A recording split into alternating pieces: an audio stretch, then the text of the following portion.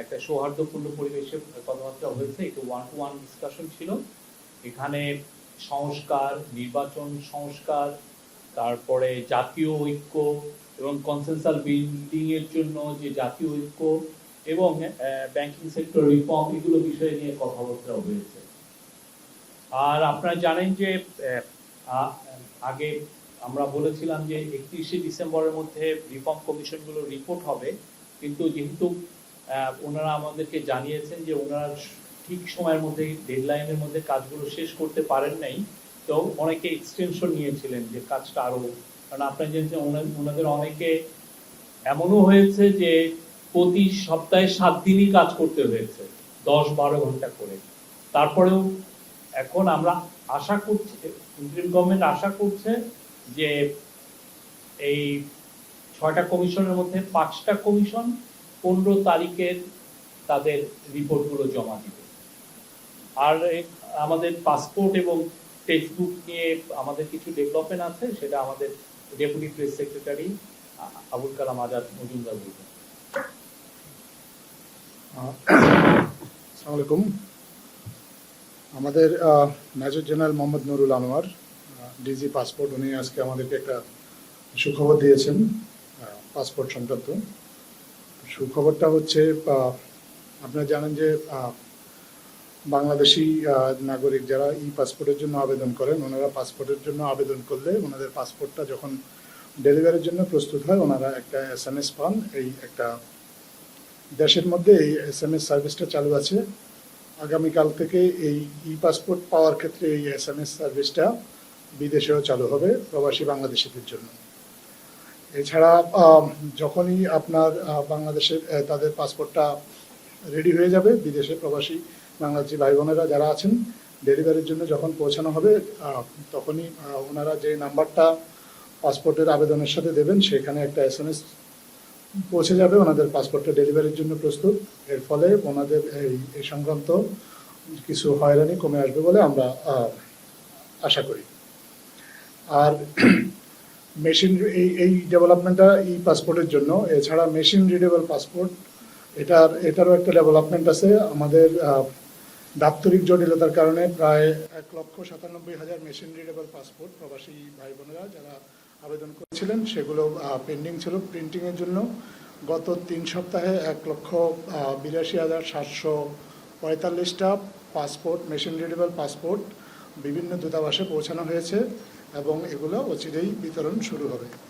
তো আমরা আশা করছি, আমাদের ইন্টারিম গভর্নমেন্ট আশা করছে বা পাসপোর্ট ডিপার্টমেন্ট আশা করছে যে এই সেবা দুটো আসলে পুরোদমে যখন এই পাসপোর্টের জন্য এই SMS সার্ভিসটা প্রবাসী ভাই বোনদের জন্য যখন চালু করা যাবে, বা কালকে যখন চালু হবে, প্লাস এই মেশিন রিডেবল পাসপোর্টের যে জটিলতা, এটা যখন দূর হয়ে যাচ্ছে, যেহেতু এর ফলে প্রায় 1,20,00,000 প্রবাসী বাংলাদেশি এর ফলে উপকৃত হবেন।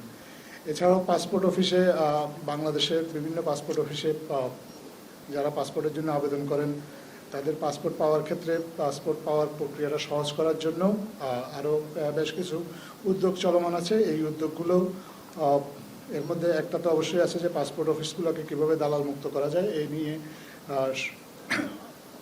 সরকার খুব আন্তরিকভাবে কাজ করছে, পাসপোর্ট ডিপার্টমেন্টও কাজ করছে।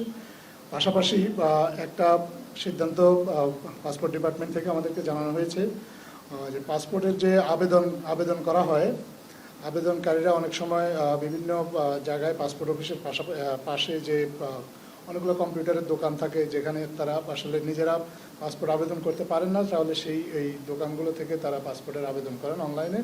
তো এই দোকানগুলোকে ঘিরে কিছু দালাল চক্র গড়ে ওঠে, যার ফলে যারা সেবা প্রার্থী তাদের কিছু অসুবিধার সৃষ্টি হয়, তাদের কাছে অনেকভাবে টাকা পয়সা দাবি করেন। তো এই সমস্যাটাকে কাটিয়ে ওঠার জন্য একটা সিদ্ধান্ত নেওয়া হচ্ছে যে কিছু এজেন্টের মাধ্যমে, প্রপার এজেন্ট আউটসোর্সিং করে কিছু প্রপার এজেন্ট নিয়োগ দেওয়া হবে, যারা পাসপোর্টের আবেদনের জন্য পাসপোর্ট যারা আবেদনকারী তাদেরকে সাহায্য করবেন, এবং এর ফলে এই যে দালাল চক্রের যে দৌরাত্ম্য, এটা অনেকটাই কমে আসবে বলে পাসপোর্ট অফিস মনে করে। এছাড়াও আরেকটা ডেভেলপমেন্ট আছে এই সংক্রান্ত, পাসপোর্ট অফিস থেকে জানানো হয়েছে যে যারা গুম এবং হত্যা এগুলোর সাথে জড়িত এরকম 22 জনের পাসপোর্ট বাতিল করা হয়েছে, এবং জুলাই কিলিংয়ের পরে জুলাই কিলিংয়ের সাথে জড়িত, জুলাই কিলিংয়ের সাথে অভিযুক্ত, জুলাই কিলিংয়ের জন্য এরকম 75 জনের পাসপোর্ট বাতিল করা হয়েছে। এর মধ্যে আমাদের সাবেক প্রধানমন্ত্রী শেখ হাসিনাও রয়েছেন। এটা হচ্ছে পাসপোর্ট সংক্রান্ত একটা আপডেট। এছাড়া টেক্সট বুক সংক্রান্ত একটা আপডেট আমি আপনাদেরকে দিচ্ছি। আমাকে 1 মিনিট সময় দিন। আমাদের টেক্সট বুকের আমাদের প্রায় 40,15,67,000 টেক্সট বুক বিতরণ করার কথা ছাত্রছাত্রীদের মধ্যে। গতকাল পর্যন্ত 6 জানুয়ারি 2025 পর্যন্ত 11,01,44,716টি টেক্সট বুক ছাপা হয়েছে এবং এগুলোর অধিকাংশই বিতরণ হয়ে গিয়েছে এবং এই প্রক্রিয়াটা চলমান আছে। একটা জিনিস আপনাদের কাছে শেয়ার করতে চাই, এই টেক্সট বুক এখনও অনেকগুলো টেক্সট বুক বিতরণ করা যায়নি, কিন্তু এর ফলে ছাত্রছাত্রীদের কিছু অসুবিধা হচ্ছে, যদিও অনলাইন প্ল্যাটফর্মে টেক্সট বুকটা দিয়ে দেওয়া হচ্ছে। টেক্সট বুক ছাপার ক্ষেত্রে কিছু জটিলতা ছিল আগে। বেশিরভাগ টেক্সট বুক অন্যান্য বছর ভারত থেকে ছাপা হতো। এবার অন্তর্বর্তীকালীন সরকার সিদ্ধান্ত নিয়েছে যে এইবার টেক্সট বুকগুলো আসলে বাংলাদেশ থেকে ছাপা হবে, যে কারণে বাংলাদেশের এই টেক্সট বুকগুলো সবগুলো বই এবার বাংলাদেশ থেকে ছাপা হচ্ছে।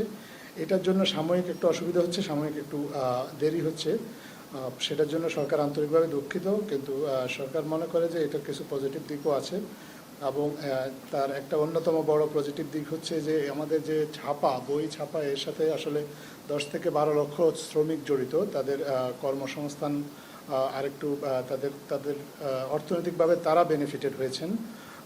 এটা আমরা আশা করছি সরকার। এছাড়া আরও কিছু ক্ষেত্রে কিছু সমস্যা ছিল বিগত সরকারের আমলে, টেক্সট বুক ছাপার সাথে জড়িত কিছু একটা অসাধু চক্র গড়ে উঠেছিল। এই চক্রটা এইবারও সক্রিয় ছিল এবং তারা শুরু থেকে কিছুটা অসহযোগিতা করেছে, যে কারণে টেক্সট বুক ছাপার ক্ষেত্রে কিছুটা বিঘ্ন ঘটেছে।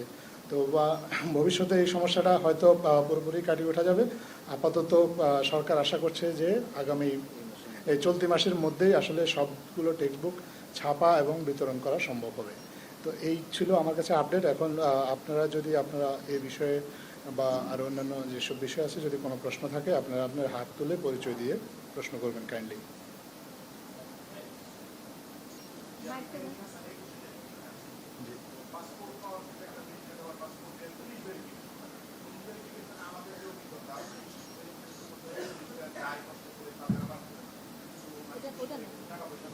না হলে তারা বেতন এই ঝামেলা রাখার দরকার কি? পাসপোর্ট ভেরিফিকেশনটা খুলে দিলে কেমন হয়? পাসপোর্ট তো একজন মানুষের অধিকার, এটা পুলিশ ভেরিফিকেশন লাগবে কেন? না, পাসপোর্ট পুলিশ ভেরিফিকেশনের ক্ষেত্রে একটা বড় ইস্যু হচ্ছে যে আপনার ন্যাশনালিটিটা যাচাই করা, আপনি আদৌ কি বাংলাদেশি ন্যাশনাল কিনা, এটা তো যাচাই। যেমন হচ্ছে যে রোহিঙ্গারা অনেকে ধরেন বাংলাদেশের পাসপোর্ট, আপনারা প্রায় দেখেন যে বাংলাদেশের পাসপোর্ট নিয়েছে। তো এই জিনিসটা আমরা কিভাবে ডিটেক্ট করি? তো সেই জিনিসটা ডিটেক্ট করাটা হয় অনেকটা পুলিশ ভেরিফিকেশনের মাধ্যমে। দেখা গেল যে আপনি বুরুঙ্গমারি উপজেলায় এসে একটা ফ্যামিলি পাসপোর্টের জন্য অ্যাপ্লাই করলেন, দেখা গেল ওরা আসলে বাংলাদেশের নাগরিক না। তো এই যে পাসপোর্টের যে নাগরিকত্বটা আমি যে যাচাই করাটা, এটা একটা পুলিশ ভেরিফিকেশনের মধ্যে যেতে হয়। এটা আসলে যদিও জিনিসটা মানে অনেকের জন্য অস্বস্তিকর এবং কিছু প্রবলেম ক্রিয়েট করে বা এটার মাধ্যমে অনেকে এক্সটোরশনও হয়, কিন্তু সত্যিকার অর্থে ন্যাশনাল সিকিউরিটির ইস্যুর কারণে এই বিষয়টা আমরা পুলিশ ভেরিফিকেশন আমাদের করতেই হচ্ছে। না, আপনি কিভাবে মনে করছেন যে ঠেকানো যায় নাই? কত রিপোর্ট আসছে না, আপনি তো যে কয়েকটা দেখছেন, আমরা যেগুলো ডিটেক্ট করে পাই সেগুলো তো আর আপনাদের ক্ষেত্রে সবগুলো তো আর জানেন, যেগুলো থানায় পুলিশে হয় সেগুলো আপনি জানতে পারেন। আমি ঢাকা থেকে আসছি, একটা পুস্তক বই নিয়ে কথা বলছিলেন। বইয়ের বিষয়টা যেটা হচ্ছে যে জানুয়ারি মাসে আজকে বইগুলো গেছে, সবগুলো আসলে প্রিন্টিং বই, ডেলিভারি বই ছাপা হয়েছে, কিন্তু করে আবার পৌঁছাই না। আরেকটা বিষয় হচ্ছে যে যারা বই ছাপায় গত বছর যে সবগুলো বই ছাপিয়েছিল, তারাই এবার বইয়ে আসবে। জানেন যে মুস্তফা জব্বার আওয়ামী লীগের মন্ত্রী, তার ভাই সেইবার 130 লাখ বিক্রি। এরকম আওয়ামী লীগের যারা সরাসরি আওয়ামী লীগের যুবলীগের সদস্য ছিল, এরকম বেশ কয়েকজন নেতা এবার বই ছাপার কাছ থেকে এনসিটিভিতে যারা কর্মকর্তাকারী আছে এদের মধ্যে অনেকেই আওয়ামী লীগের ছিল এবং তাদেরকে সরানো হয়। এবার যে বইয়ের পাঠানোর যে চিত্র তাতে মার্চের আগে বই শেষ হবে না। আপনারা কি মনে করেন যে জানুয়ারির মধ্যে বই পাঠানো সম্ভব কিনা? আমাদের কাছে যে তথ্য আছে মার্চের আগে বই যাবে। ধন্যবাদ আপনাকে। আমরা কিন্তু এই বিষয়টা আসলে শুরুতেই ক্লিয়ার করেছি। আমরা বলেছি যে 11 কোটি বই ছাপা হয়েছে এবং এই বইগুলোর অধিকাংশ বিতরণ হয়ে গেছে, এবং আমরা এটাও বলেছি আমাদেরকে এনসিটিভি থেকে জানানো হয়েছে যে ওনারা আশা প্রকাশ করেন যে এই মাসের মধ্যে বইগুলো বিতরণ করা সম্ভব হবে। আর আওয়ামী লীগ বা বিগত সরকারের যে সাথে ঘনিষ্ঠ কিছু লোক এটার সাথে জড়িত ছিল বা তারা কাজ পেয়েছে, এটা আমরা তো এই বিষয়টা আমরা ব্যাখ্যা দিয়েছি এবং আমরা বলেছি যে এটা আমরা পুরোপুরি ডিনাই করিনি, এরকম অনেকে কাজ পেয়েছে এবং তারা অসহযোগিতা করেছে, সেটা একটা বড় কারণ। কিন্তু এবং সেই কারা অসহযোগিতা করেছে সেটাও কিন্তু মন্ত্রণালয় থেকে বলা হয়েছে যে এটা তদন্ত করে এটার সাথে যদি এনসিটিভিরও কেউ জড়িত থাকে এই ধরনের সমস্যা তৈরির ক্ষেত্রে, তাহলে তাদের বিরুদ্ধে অবশ্যই ব্যবস্থা নেওয়া হবে।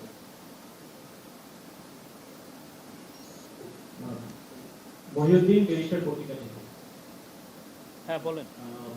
আপনি লাস্ট প্রেস কনফারেন্সে বলেছিলেন যে জুলাই প্রক্লামেশন নিয়ে একটা পলিটিক্যাল পার্টিগুলোর সাথে কিছু সম্পর্ক, তো সেটা কখন একটা হতে পারে, কোন ধরনের পদ্ধতি আছে?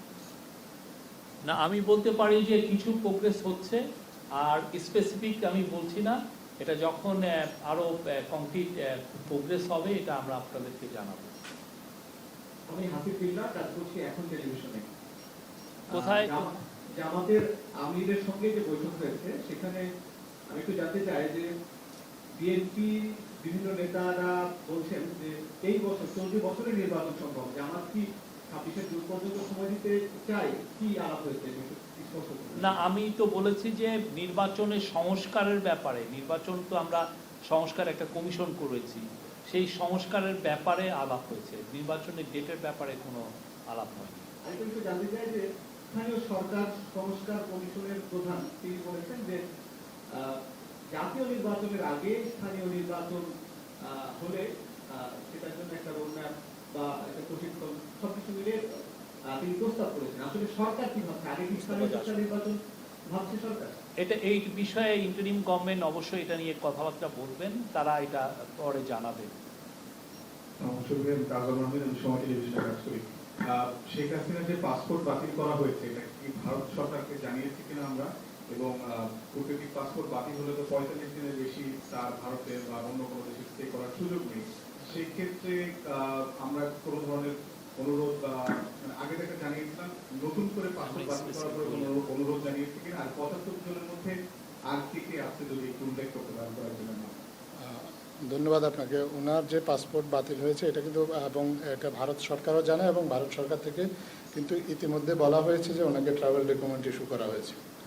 আর পাসপোর্ট যে যাদের বলা হয়েছে বাতিল করা হয়েছে তাদের আমরা সংখ্যাটা বলেছি। আমাদের কাছে এই মুহূর্তে সুনির্দিষ্টভাবে কারোর নাম ধাম আপনাদের কাছে প্রকাশ করা সম্ভব নয়। পাসপোর্ট অফিস থেকে আমাদেরকে জানানো হয়েছে যে সরকারকে জানানো হয়েছে যে জুলাই হত্যাকাণ্ডের সাথে অভিযুক্ত 75 জনের পাসপোর্ট বাতিল করা হয়েছে। আপাতত এই বিষয়ে তথ্য এটুকুই। শফিক ভাই, আমার তানভীর খন্দকার, দীপ্ত টেলিভিশনে কাজ করি। বিষয়টা হচ্ছে আপনারা বলছেন পাসপোর্টের বিষয়টা, আমি আমার অভিজ্ঞতা শেয়ার করি। কিন্তু আমার বাচ্চার জন্ম সনদ করার ক্ষেত্রে যে জটিলতা তৈরি হচ্ছিল স্কুলে ভর্তি করার সময়, একই রকম সমস্যা কিন্তু এখনো রয়েছে, এবং একই সাথে এই জন্ম সনদ করতে তার বাবা মায়ের জন্ম সনদ করতে হচ্ছে, সেটা অনলাইনে থাকতে হচ্ছে, এবং একই সমস্যা যেমন স্কুলে ভর্তি করার ক্ষেত্রে হচ্ছে এবং পাসপোর্ট করার ক্ষেত্রেও হচ্ছে। এই জন্ম সনদ না পেলে পাসপোর্টের না পাওয়ার একটা সময় বিলম্ব না হচ্ছে আর কি। এই বিষয়ে আপনারা কি সিদ্ধান্ত নেন? ধন্যবাদ। জন্ম সনদ পাসপোর্টের জন্য একটা রিকোয়ারমেন্ট, এটা আবশ্যিক দলিল। তো এটা ছাড়া তো আসলে কাউকে পাসপোর্ট দিতে গেলে তো তার জন্ম তারিখ, তার নাগরিকত্ব, এই তথ্যগুলো নিশ্চিত হতে হবে। এখন এটা যদি প্রোভাইড না করা যায় তাহলে পাসপোর্ট তো আসলে কোনো তথ্য প্রমাণের ভিত্তিতে বা দালিলিক আবেদনের ভিত্তিতেই পাসপোর্টটা দেওয়া হবে। তো যেই দলিলগুলো পাসপোর্টের জন্য রিকোয়ার্ড সেগুলো অবশ্যই প্রয়োজন এবং সেটা দিতে হবে। এই বিষয়ে আসলে নতুন করে আর অন্য কোনো কিছু আর এখনো ভাবা হয়নি।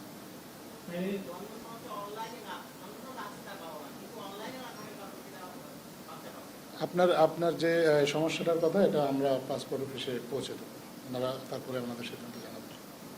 একটা বিষয় ক্লিয়ার হওয়ার জন্য আসলে শেখ হাসিনার যে পাসপোর্ট, ডিপ্লোম্যাটিক পাসপোর্ট আগে বাতিল করা হয়েছিল, তার ওইটা বাতিল অন্য কোনো পাসপোর্ট ছিল কিনা যেটা এখন বাতিল করা হয়েছে? আইনগতভাবে আমরা যতটুকু জানি যে একজনের একাধিক পাসপোর্ট রাখার কোনো সুযোগ নেই। ওনার যদি ডিপ্লোম্যাটিক পাসপোর্ট বাতিল করা হয়ে থাকে তাহলে ডিপ্লোম্যাটিক পাসপোর্টই বাতিল করা হয়েছে। Any other? দুইটা কোশ্চেন নিব। আমি মহিউদ্দিন ধনী, বাংলাদেশ পাবলিক একাডেমি থেকে বলছি। আমার প্রশ্নটি হচ্ছে, বাংলাদেশের অন্যতম পর্যটন কেন্দ্র টেকনাফে ইয়াবা ব্যবসা সহ বিচার বহির্ভূত হত্যা, খুন এবং গুম বেড়েই চলছে এবং আপনারা দেখেছেন যে সম্প্রতি প্রায় 17 জন বন বিভাগের সদস্যকে গুম করা হয়েছে। একই সাথে 14 বছরের স্কুল পড়ুয়া ছাত্রকে মিথ্যা অস্ত্র মামলা দিয়েছে পুলিশ এবং এই নিয়ে ঢাকা সহ দেশের বিভিন্ন স্থানে মানববন্ধন হয়েছে এবং সামাজিক যোগাযোগ মাধ্যমে তীব্র নিন্দা ও সমালোচনার জোর উঠেছে। সাধারণ জনগণ দুদক বলছে, বিগত সরকারের আমল এত ওপেনলি অস্ত্র নিয়ে মানুষকে গুম করা, খুন করা এগুলো আসলে করা হয়নি এবং গত 5 মাসে প্রায় অর্ধ শতাধিকের বেশি মানুষকে গুম করা হয়েছে। তো জনগণের পক্ষ থেকে আমার প্রশ্ন হচ্ছে, বর্তমান সরকার এই সমস্যার সমাধানে বিশেষ কোনো পদক্ষেপ এখনো নিচ্ছে না কেন? ধন্যবাদ। না, বর্তমান সরকার আইন শৃঙ্খলা পরিস্থিতি ভালো করার জন্য যথেষ্ট চেষ্টা করছে এবং সেই অনুযায়ী আপনারা দেখছেন যে আমরা বারবার ক্রাইমের ফিগার দিচ্ছি এবং ক্রাইমের ফিগার কিন্তু শো করছে যে দেশে আইন শৃঙ্খলা পরিস্থিতি এখন অনেক বেটার। আপনি যেটা বললেন যে টেকনাফ বা ওই রিজিয়নে, আপনি জানেন ওই রিজিয়নটা যেহেতু একটা মানে ড্রাগ ট্রেডের একটা জায়গা, সেই জায়গায় আইন শৃঙ্খলা পরিস্থিতি আগেও যে খুব ভালো ছিল তা না, বাট আমরা আমাদের সর্বোচ্চ চেষ্টা করছি সেই জায়গায় আইন শৃঙ্খলা পরিস্থিতি বেটার করার জন্য। শুনবে আমি মৌখিক কবিতা নিয়ে কাজ করি জিটিভিতে। আপনার আসলে ঘোষণাপত্র নিয়ে আমাদের কথাটা এটা হচ্ছে যে ঘোষণাপত্রের ব্যাপারে ঘোষণা দিতে ছাত্র আন্দোলন নাগরিক কমিটি তারা 15 ডিসেম্বর জানুয়ারি পর্যন্ত সময় রেখে দিয়েছে, কিন্তু সরকারের পক্ষ থেকে এটা নিয়ে বিভিন্ন রাজনৈতিক দলের সঙ্গে আলোচনা করা হয়েছে। আপনারা কি কোনো টাইম ফ্রেম নির্ধারণ করেছেন কিনা যে তাদের সঙ্গে আলোচনা যদি চলবে, তারপরে এটা টাইম হবে চূড়ান্ত কোনো এই ব্যাপারে সিদ্ধান্ত নিয়েছেন? আমি গত প্রেস কনফারেন্সে এটার আমি মনে হয় উত্তর দিয়েছি, আপনি ফলো করেন নাই। আর আমি আবারও বলছি এটা নিয়ে আমাদের প্রোগ্রেস হচ্ছে। এটা যখন স্পেসিফিক এটার কিছু রেজাল্ট হবে, এটা কংক্রিট কিছু প্রোগ্রেস হবে, আপনারা আরও জানবেন। Thank you. Any other? আমি নুরুল সিদ্দিকী, ডেইলি বাংলাদেশ আছে ইংলিশ। এখানে একটা বিষয় নিয়ে আমি যে আপনার এনসিটিভি যে সিলেবাস অনুযায়ী বইগুলো প্রকাশ করে, একটা সাবজেক্ট নিয়ে যেহেতু ইংলিশ স্টুডেন্ট, একটা সাবজেক্টে বলবো সেটা ইংলিশ। ক্লাস 1 থেকে 5 পর্যন্ত পড়ানো হয়, তারপরে দেখা যায় এসএসসি পর্যন্ত পড়ানো হয়।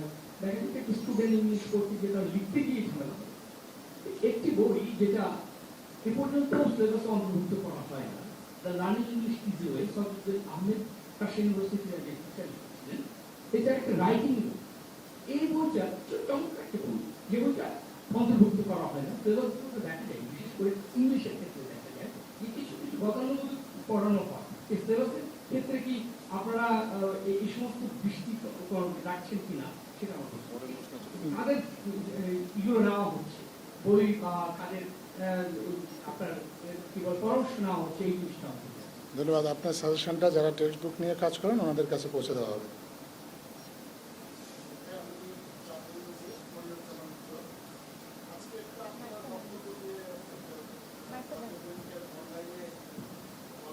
যে রাজনৈতিক দলগুলো চাইলে ডিসেম্বরের মধ্যে নির্বাচন হবে, তো সেটা আবার তারা বলেছিল যে প্রেস ব্রিফিংয়ে বলা হয়েছে, যেহেতু আমরা সামনে দেওয়া হয়েছে, পরবর্তীতে তারা আবার সংসদে দিয়েছে যে আপনি কৃষি ইনস্টিটিউশনে একটা প্রোগ্রামে এমন কথা বলেছেন। এই বিষয়টা একটু ক্লিয়ার করবেন। আরেকটা আমাদের আদালত মজুমদার ভাইয়ের কাছে প্রশ্ন, আপনি দুইটা ফিগার বলেছেন, একটা 75 আর একটা 20, এই দিকে একটু যদি আবার একটু বলেন যে কোনটা কি জন্য বাতিল করা হয়েছে পাসপোর্টের ক্ষেত্রে। আচ্ছা, আমি প্রথমটা উত্তর দিয়ে নেই। সেটা আমি যেটা বলেছি যে আপনারা জানেন যে আমাদের চিফ অ্যাডভাইজার মহোদয় উনি ওনার জাতির উদ্দেশ্যে ভাষণে কিন্তু এটা এই বিষয়টা বারবার জানিয়েছেন। যদি কম রিফর্ম হয় তাহলে উনি বলেছেন যে এটা ডিসেম্বরের মধ্যে একটা ইলেকশন করা যেতে পারে।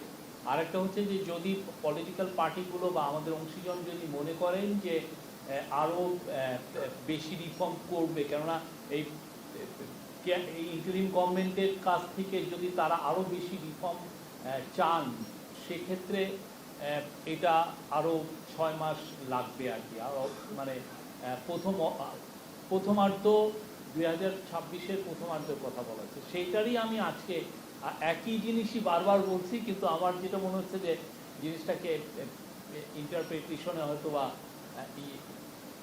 ইন্টারপ্রিটেশনটা ঠিক মতো হচ্ছে না। আমি কিন্তু বারবার বলছি, এবং আমাদের চিফ অ্যাডভাইজার মহোদয় এরপরেও কিন্তু এটা নিয়ে বাইরের পত্রিকা দেশি নুরুল কবির ভাইকেও বোধ হয় এই নিয়ে আরও ক্ল্যারিটির সাথে এগুলো কথা বলেছেন।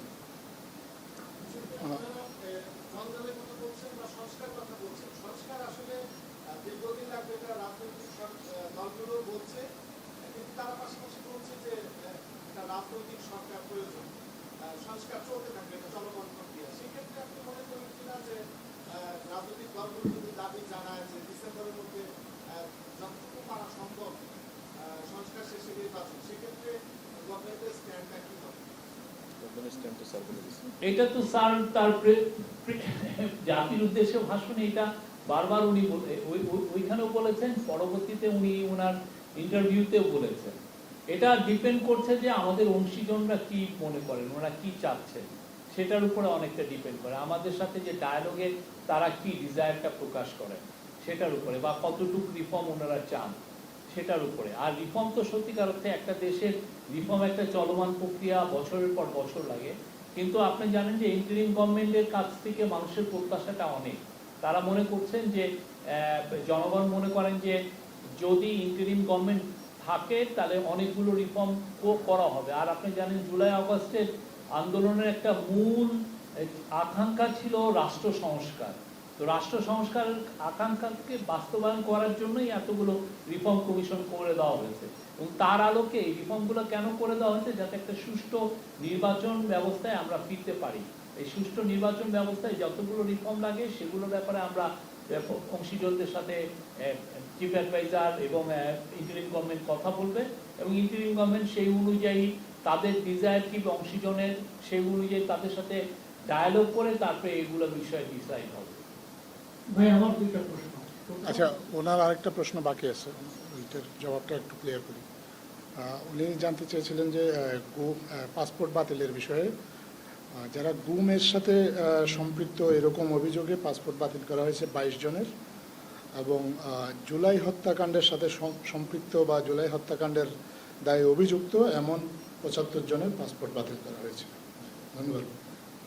আমার দুইটা প্রশ্ন, ছোট ছোট প্রশ্ন। আমার মাঝদিন জানে যমুনা টেলিভিশনে 1 নম্বর প্রশ্ন হলো, আজকে ফেলানি হত্যা দিবস। আপনারা ক্ষমতায় আসার পর, আপনার দায়িত্ব নেওয়ার পরও বাংলাদেশের সীমান্তে হত্যাকাণ্ড চলতেছে, এটা বন্ধে আপনাদের কোনো উদ্যোগ আছে কিনা? 2 নম্বর হলো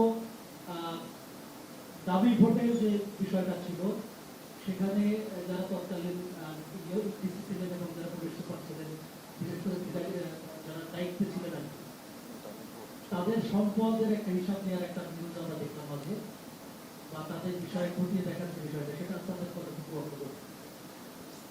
প্রথমটা কি বললেন যেন, পেলানি দিবস। আমরা তো বর্ডার কিলিং নিয়ে আপনারা দেখেছেন, আগের গভর্নমেন্ট খুবই নিশ্চিত ছিল। আমরা প্রত্যেকটা বর্ডার কিলিং এর ক্ষেত্রে আমরা আমাদের প্রোটেস্টটা জানাচ্ছি। এটা নিয়ে আমাদের স্বরাষ্ট্র অ্যাডভাইজার মহোদয় কথা বলেছেন, আমাদের ফরেন অ্যাডভাইজার মহোদয় কথা বলেছেন। এটা আমাদের সুস্পষ্ট অবস্থান আমরা জানিয়ে দিয়েছি। সেটা এ বিষয়ে আমি কমেন্ট না করি, কিন্তু আপনার সেকেন্ড যে জিনিসটা যেটা নিয়ে বললেন, সেটা নিয়ে সংশ্লিষ্ট মন্ত্রণালয়, সংশ্লিষ্ট এজেন্সিগুলো এটা নিয়ে কাজ করছে। Thank you.